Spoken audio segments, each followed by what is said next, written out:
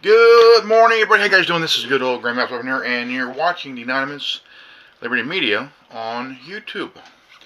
You can also check me out on the podcast of the Anonymous Liberty Media podcast on Apple Podcasts, Spotify, Castbox, Breaker, Google Podcasts, Overcast, Radio Republic, and Pocket Cast. Now, story I came across last night really, really kind of cut my ears here. Okay, it says here, Facebook begins rating users on how trustworthy they are at flagging fake news. Wow. Rating users of their platform. Okay. Right here, let's see here. Facebook has started rating its users' trustworthiness, by the way, in order to help the social network know how much of value user reports that a certain news story might be fake. The Washington Post has details on the system and confirmation from Facebook that it has been put in place. The system certainly sounds a touch of dystopian. But Facebook sees it as a valuable tool for weeding out disinformation. Right. Weeding out disinformation. Yeah, right. And the trust ratings would into place over the last year, according to the Post, and were developed as part of Facebook's fight against fake and malicious stories.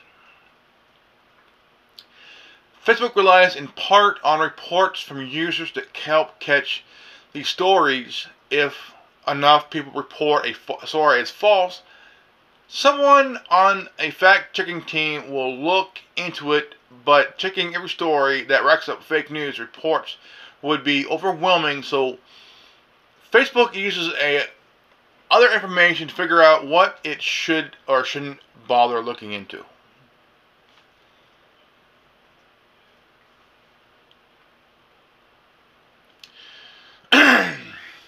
One of those is this trusting rating system.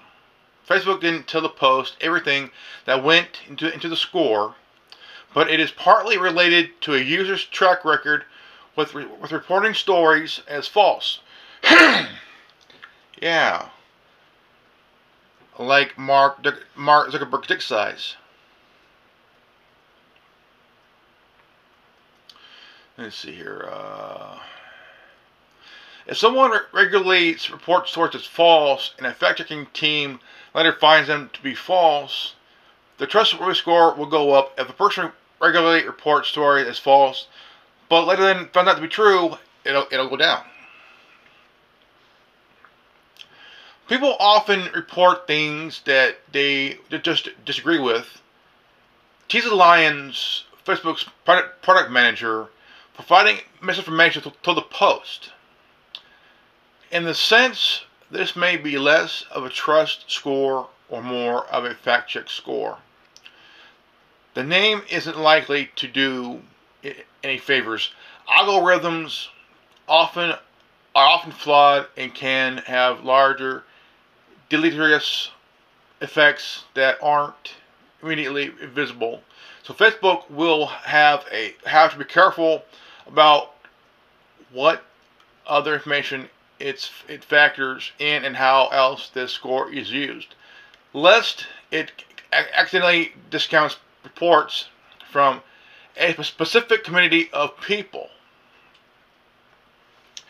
Facebook pushed back on the score's earningness factor in a statement to Gizmodo. Says that the company doesn't maintain centralized reputation score. Instead, the system is just part of a process to protect against people.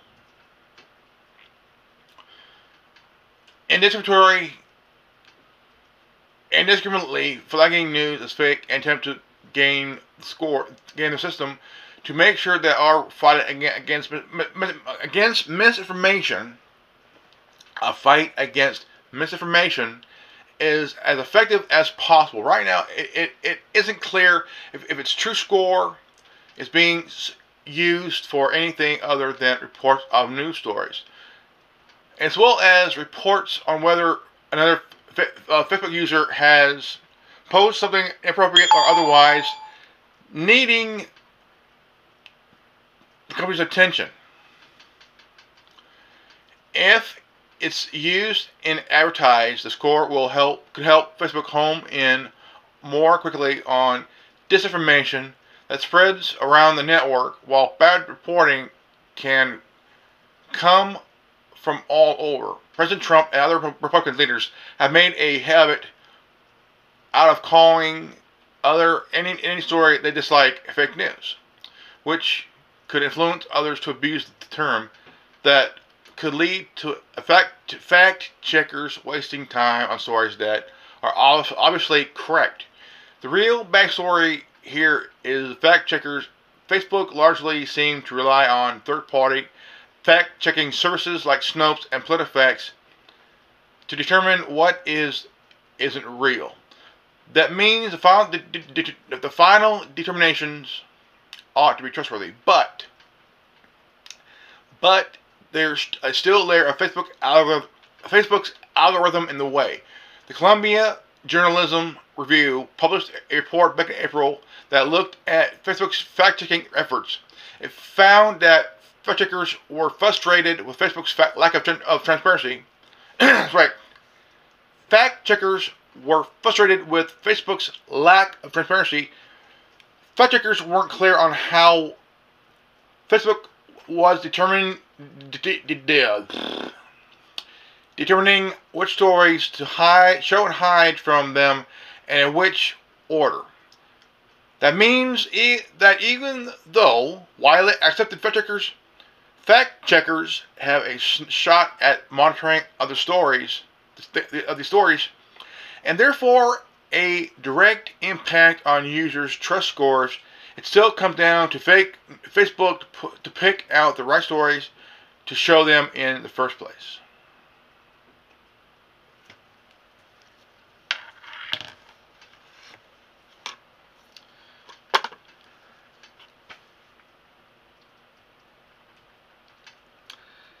This is bullshit. That's right. This is bullshit. Literally bullshit. Facebook begins rating users on how trustworthy they are at flagging fake news.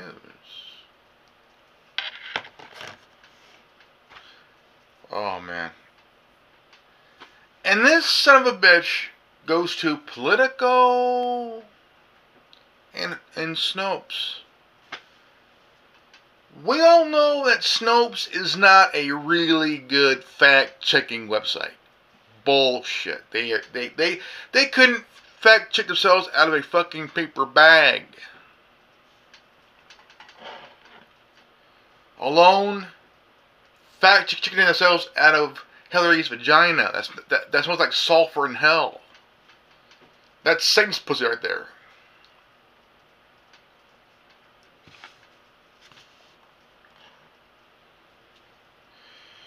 I mean, this is outright fucking nuts, guys. I mean, literally nuts, because social media is supposed to be a place where that you, the human being, are just, oh man, this is entirely bullshit. You know, I'm like, what the fuck is going on here, man? I'm like, what the hell? I mean, goddamn. Yeah, goddamn. Holy shit. You know, I mean, it's one of those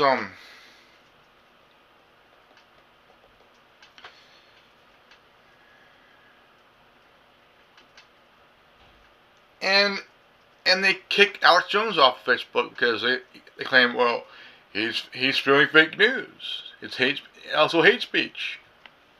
Long before Facebook came around, InfoWars was proving a lot of shit. Facebook, what do they have? I mean, what do they know about fact checking? They don't. Facebook is a social media platform for everybody. Facebook lost a lot of people, and they're going to mines. They're going to MeWe. They're going to Coolness. And I mean, it's just that this is bullshit here. All right, here you go. I go. Google's life-saving undo send feature comes to Gmail on Android. Wow. Okay. Check this out. Google's undo send feature has been saving people from embarrassing typos. Yeah. That's like you're trying to text somebody, all of a sudden you got a side person on the side, and you're thinking you're texting your side chick, but your side person, but actually you're texting your spouse or your better half. Now that's a big embarrassing type right there.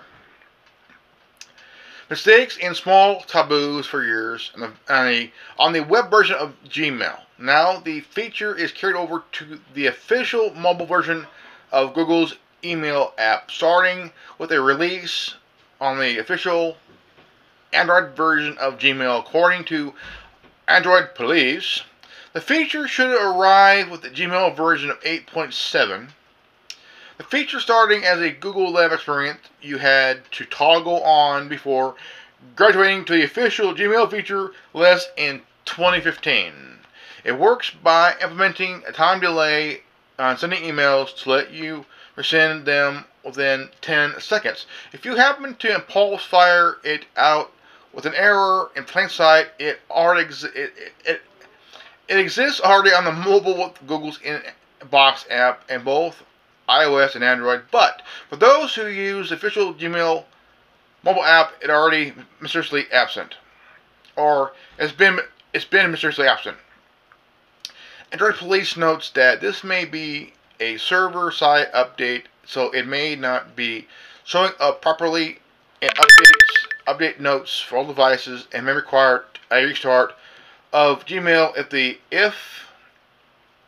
a restart of Gmail, even if the app is already running 8.7 version. So it means if you mistakenly have a typo or some shit, you pretty much fucked up. But if you decide to undo that feature, it may save your ass. So either way, you're fucked. Alright, what's the... Okay, is it here?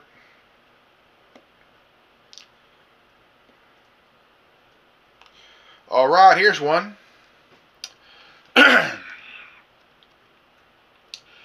Hashtag WTF. Hackers discovered Chinese music hidden in a U.S. voting machine. Software. Oh wow. Okay. Again. Hackers discovered Chinese music hidden in U.S. voting machine software. Okay. Here we go. In Las Vegas, Nevada, where it's legal to actually fuck a prostitute, the voting machine hacking village is this year's DEF CON 26 hacking conference was crowded of hackers of all ages, proving just how vulnerable the U.S. voting system is to data tampering.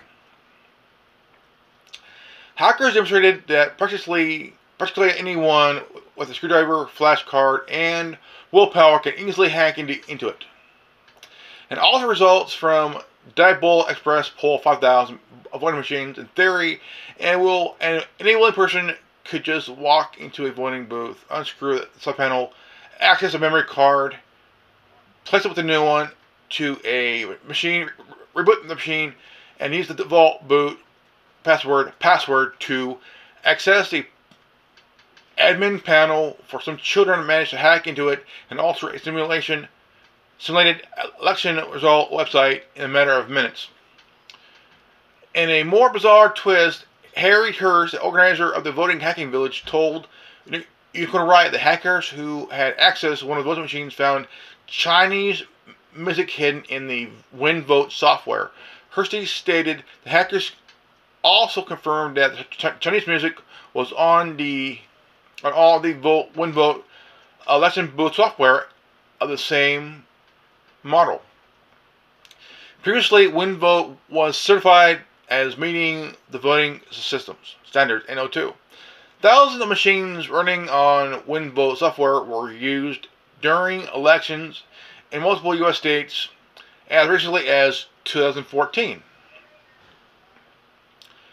Nicole Riot talked with Hursty about the voting machine hacking village and what it seeks to expose about sorry state of election securities in the United States.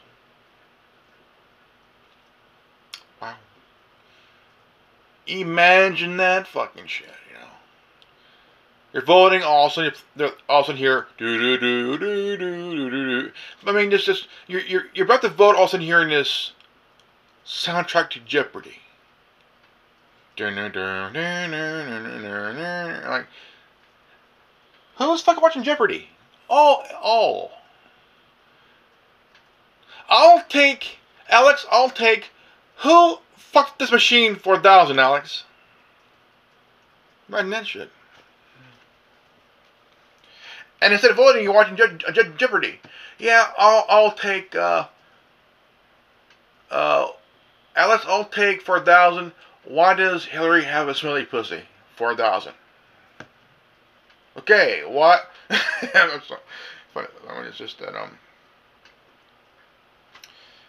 But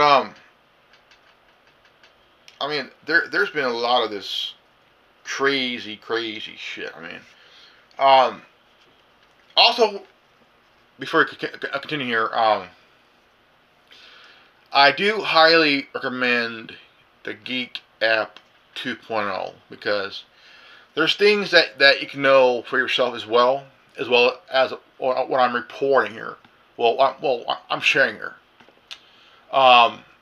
It is dated 8/22/2018 at 11 o'clock a.m. or p.m. whatever it is. So it's like the story of that 11-year-old who hacked the machine. You know, like she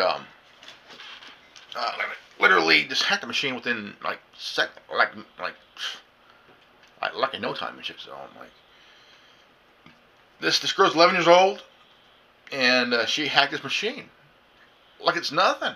You know, I mean, I think kids need to learn about computers. I mean, basically they're learning through them anyway. I mean, wow, fucking A.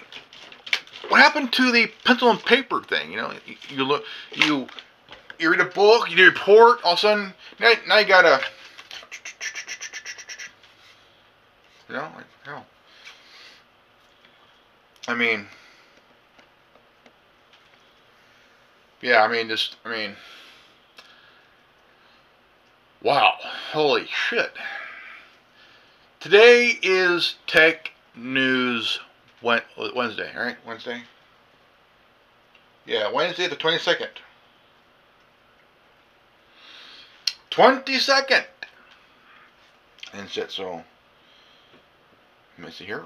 I'm going to take this here. I'm going to share it. I'm going to do it to the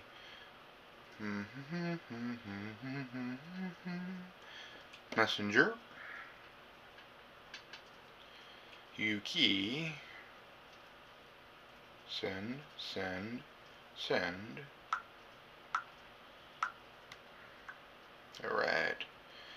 Alright, I'm going to send this one, next one here.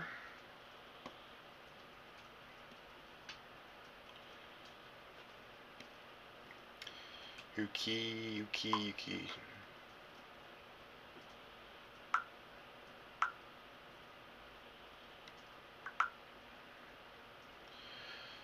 Now, that's kind of funny that, let's see here.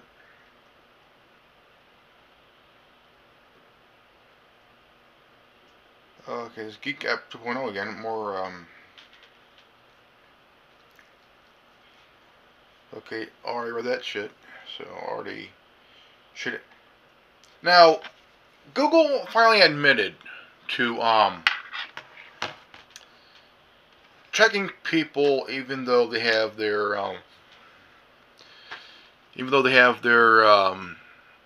location thing turned off, and they admitted to, but even though it's been turned off, they still follow them through the apps that are connected to the location thing there. So, um,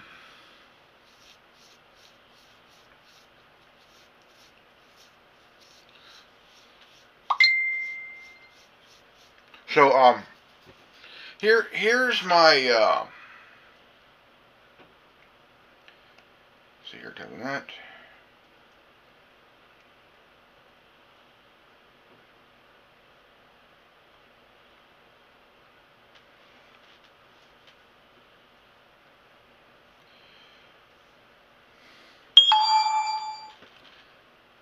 Oh, I got a thing here. Hello. Let me see. Go to HELLO. It ain't Jolo. Now I gotta, get to this. Even though your location thing's off on your Android device or your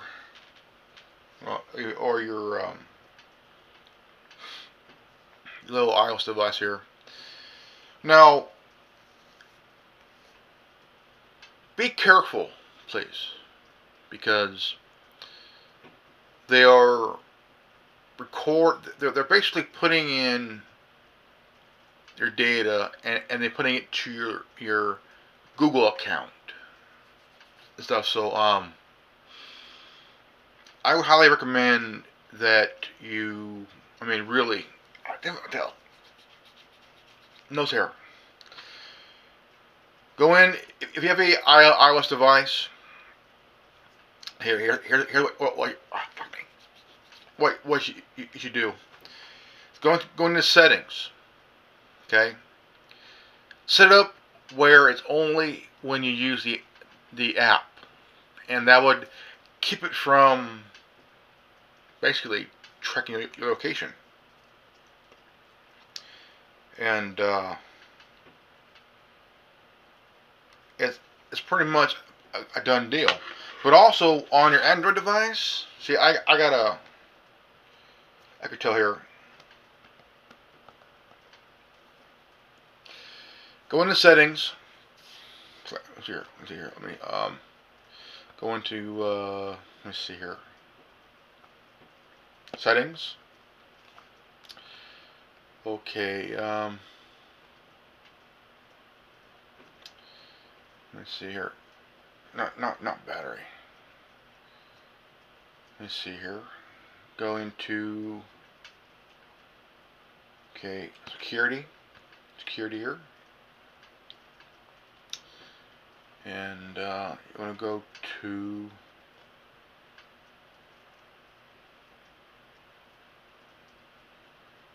let me see here.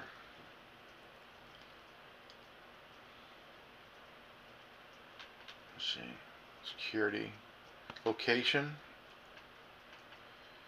Okay, you want that to be turned off. So it's turned off.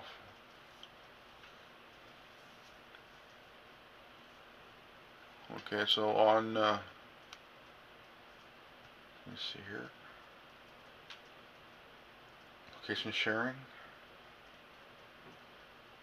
You aren't sharing real-time location with anyone on Google. Okay. Let's see here. Okay.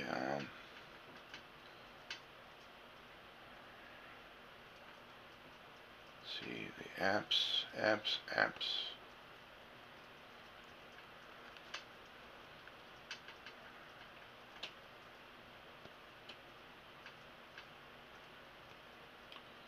Okay, there's nothing here, so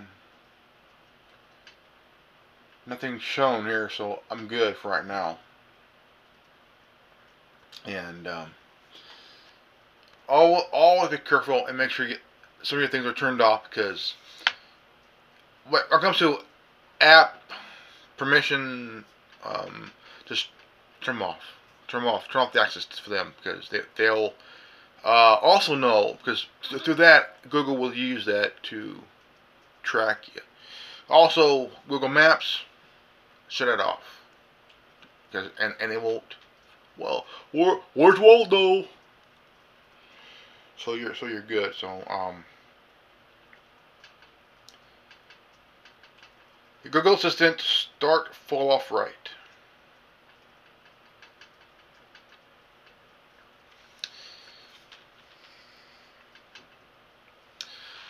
I want to say to you guys, you guys have been the best subscribers, best viewers ever this year. And I mean, I've been so amazed on how many subscribers I'm getting on both channels, and I am really blown away. Now, this channel hit 333 videos. Okay, 333. My my my first channel marked 725 videos. We're over 1,000 videos combined within combined of both channels, 10-year combined. But in total, 8 years. 2 years for this channel, 8 for the Grandmaster Roving channel.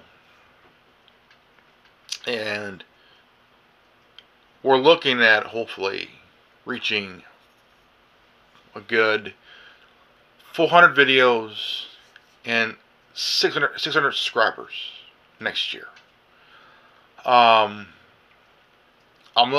praying and hoping to reach 600 subscribers and 400 videos on this channel alone, because this channel has been so far the best channel so far for me and the resistance movement, because it is so awesome, really so awesome. And the inspiration I got from was anonymous, a big inspiration, because without them I wouldn't have had this channel, and I am so thankful for them. And as an anon, I'm happy, because I believe in doing the right thing, because it is so amazing, so awesome, and very, very, and I mean very, very happy that I got the best subscribers, the best viewers to help me. I am very thankful, in awe and honored to you all. And I am so very, very happy. Thank you. Thank you so, so much. I couldn't thank you enough. Each and every day I do a video, I create a video and upload it. Most of my videos for the last 8 years were unscripted. I want to be real as possible. I want to be scripted like I'm fake. I want to be real for you guys. I want to be real for the viewers, the people, and the subscribers. I want to be real as can be, real from the heart and the mind. Scripts to me are nothing more than a control piece where you gotta write your own shit and read it from there. No, I want to be real right from the heart. Right from the heart. Because I want to do it for you guys. For myself. For Anonymous. Because I want to be real. Be real. Not this fake person who reading from a script. No, I want to be real right from the start, right from the heart, open mind, right from the mind where I get a lot of help, inspiration from everybody who watches my videos, and from Anonymous, who are a big, big inspiration. And I am so, so happy about that. A huge collective of great, great people with awesome personality, great minds together, fighting in the good fight to wake people up, to just really express a gratitude of just doing what's right from the heart. And I am very happy about that. And I'm up every morning,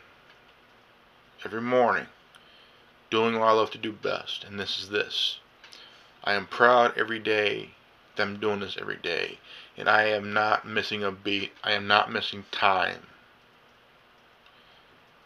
And I enjoy doing this because it's a calling that I feel it is. And I love doing this. I love seeing guys just, even if there's no comment, I feel that there's a lot to think about. I'm very happy for you guys to watch my videos, and just amazingly how awesome you guys are.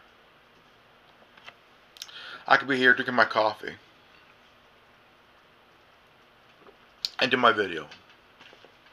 I could be up at 12. I mean, I could be up at 1 o'clock in the morning and doing this, because I feel that it's something is really driving me.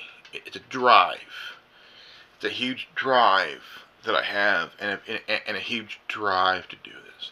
A huge drive to inform and educate people as much as I can, and it's a really good thrill, and it's good from the heart, and I mean, I enjoy it very, very much, and it is a just every waking moment. I feel good about it. And I enjoy my fellow YouTubers, my fellow content creators.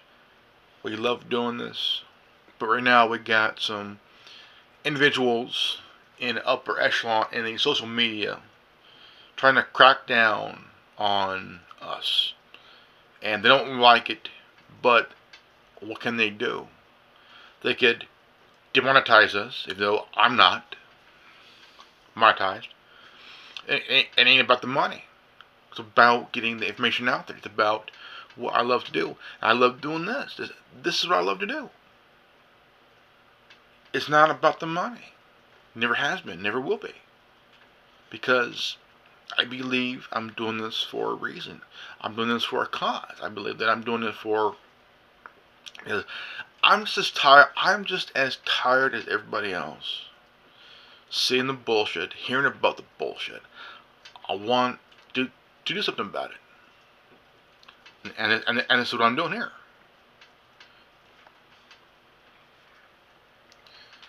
And I may look ragged when I'm up and tired, but I still do it because I love doing this.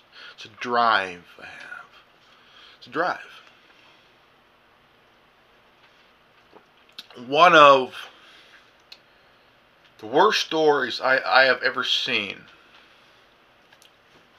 I mean, this is one and only of the worst stories I ever seen from a mainstream media outlet like any other, like CNN. Okay? A fellow YouTuber and content creator, Sticks Hexenhammer 666 did a video last week on the worst story from CNN. the worst story ever from CNN. Okay. This dumbass from CNN was doing a story on him about his beard, because Wolf Blister grew his beard for the last some odd years, and he kept it how had it for 25 years. But it's a beard thing, and I'm sitting here watching Styx's video and hearing him tell his point, his side, and I thought, you know what, Styx, I'll do a response to that.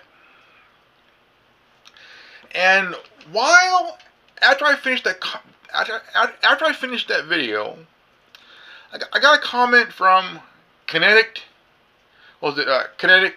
Kekstani. She put the comment, "Don't talk shit about Styx." Told her I wasn't. Well, kind of did a response video on her on that. So I said, look, I'm not talking any bad thing on Styx. I was just agreeing with the guy, because CNN for the last 28 years have produced the most fakest news in the last almost 30 years. Okay, since the early 90s, since the first Gulf War, and I'm sitting here and I'm sitting here watching this video that he did, and he made some good points, because back in the Victorian era, if you were a guy and growing a beard, you had this long beard that was flourishing, balanced, and looked pretty good. I mean, it looked pretty good, and that means you came from money. You were like one of those stuffed top hats, had a nice beard, looking good, dressed nice, had a chain with a watch at the end of it. You came from money. If you were a noble, you had minimum length hair, minimum facial hair, like a mustache or a chin or sideburns or not. You were noble. If you came from the poor, you had no hair, no beard, just ragged. Like, literally raggedly dirty and shit. So, but nowadays that times have changed since the 1800s, in the early 1900s, because over time, men didn't have beards that very often, because they had mustaches. They had kind of like some sideburns with a mustache, and kind of had hair decent, nice, and everything else. And back in the 50s, if you grew a beard or a mustache or whatever, you were considered a poor, ragged outlaw, criminal type of good person. You have to be clean cut, clean shaven, and hair has to be nice and trim, everything else. And then when around the late 60s happened, the mid to late 60s happened, people started to grow their hair long, grow, like the chin hair, the beard, and whatnot. And that was uncommon even a long time. Wow. So here comes the facial hair, comes the hair, the sideburns and whatnot. The whole John Lennon had a pretty good scene where he had hair combed back, sideburns, long sideburns, and the Fu Manchu. I thought that was the awesome look there. Long sideburns to the point here, then the whole Fu Manchu thing. I used to do that once. I used to do that about two or three times in my life, and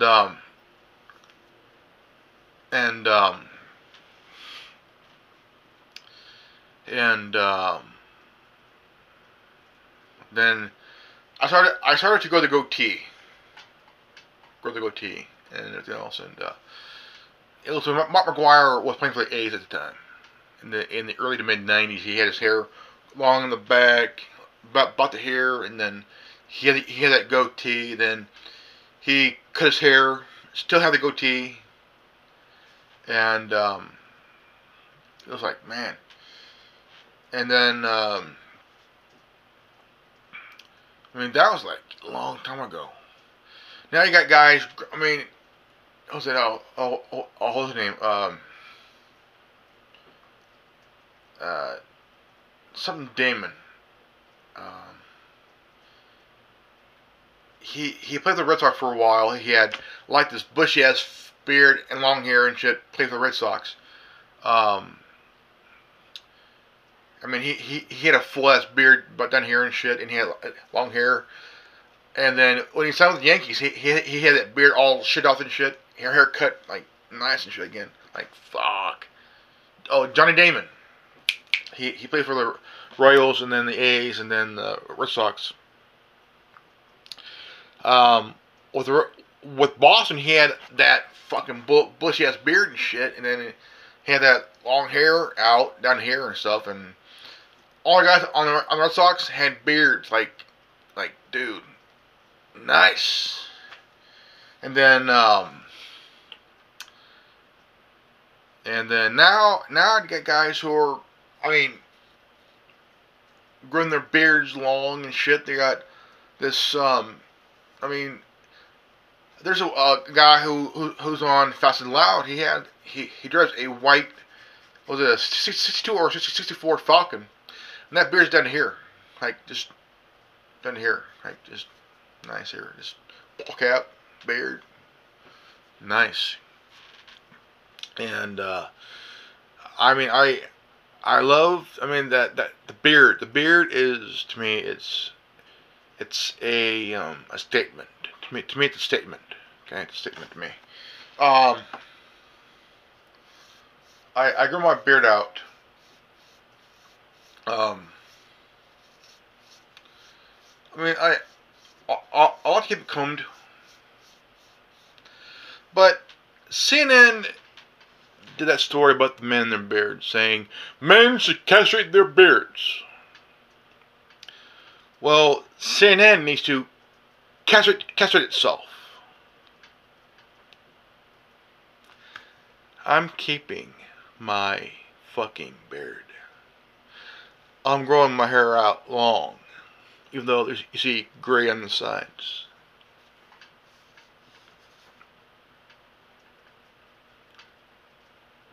I'm the poly walnut of coolness. Oh yeah, I'm the poly walnut of coolness. See, the gray hair here, that is the sign of coolness, man. Gray in the beard, sign of coolness, man. If you don't like it, fuck yourself and blow me. The beard is badass, man, badass. Now, I got a partial comment from Jovel stating, by the way, my wife would kill me if I shave off my tentacle beard. Brother, don't shave the beard. The beard's awesome. If your woman loves your beard, that means it's the ticket, the key of getting laid as much time as you possibly can. Because if a woman likes a guy with a beard and looks fucking good with the beard, and a woman likes it, it turns her on every day she sees it. So guys, don't trim it, but don't shave it. Because if your woman loves your beard, that means get it done. Oh, hey, the beard's the key, man. It's the key to coolness, man. Trim it, but don't shave it off. That's what I was saying. Oh yeah. The key to coolness. Alright guys, this is Tech News Wednesday. Hold on, wait. Yes, Tech News Wednesday. And I want to thank you guys for watching this video. And if you're new to this channel, please leave a like, subscribe, comment below. And if you got this transmission, you are the Resistance. Alright. And again, if I get your hat of what I got here, check out on eBay. These are the camel hats. These are the, let me see, I want to check out what it is here. So it is, it is called the USA American Flag Patch Hat U.S. Military Tactical Detachable Baseball Cap Digital. So this is what it is.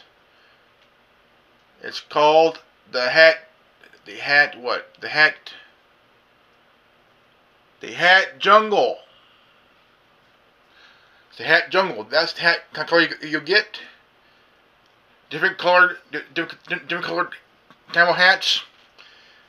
Between $13 and $14. Free shipping.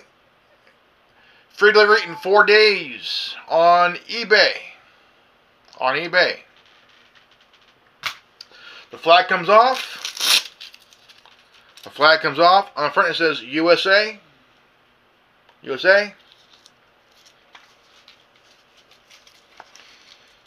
You're good. Put it back on. Good as new. On the side, you have your flag on the side here. Flag on the side. It's Velcro, not snap. And it is very, very comfortable. Very, very comfortable. Easy breathing for your dome, ladies and gentlemen. And ladies, you can get yours too. For $13, $14, free delivery, and a 4-day delivery in no time at all.